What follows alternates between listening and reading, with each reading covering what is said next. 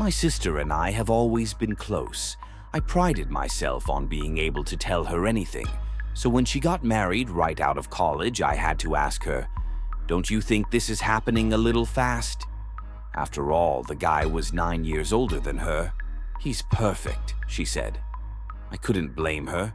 He was tall and handsome, exuded charm, seemed to be an all-around nice guy. He had been a police officer for several years and made good money working lots of overtime. If he was good enough for my sister, I trusted her.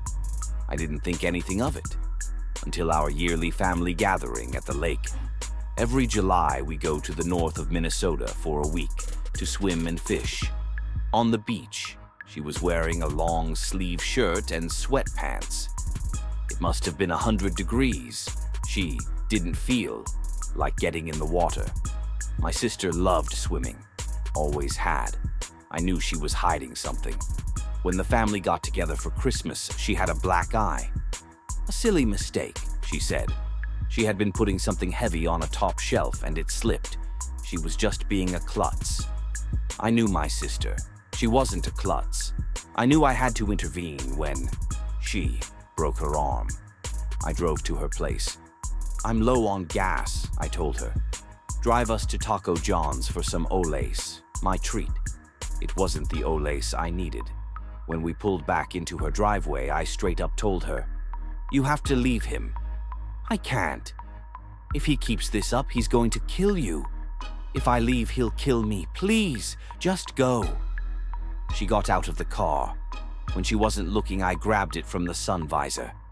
The thing I would save my sister with. Her garage door opener remote. You see, the garage was her husband's sanctuary. It's where he drank his beers and watched his games, where all his tools were, and where he took care of his guns. And he had a lot. I waited for an afternoon when he was cleaning and oiling his guns. I hid in my car just outside their house and worked up a panic. I called 911. I was frantic. "Help," I said. "My neighbor's gone crazy. He shot his wife. He's going to kill any cops who show up." I told them the address and hung up. When the squad car arrived and the two officers started walking to the front door, I hit the garage door opener. Her husband, startled, clung to a gun. The door rose. When the officers saw a gun pointed at them, their adrenaline surged, their training kicked in. They drew and unloaded their clips.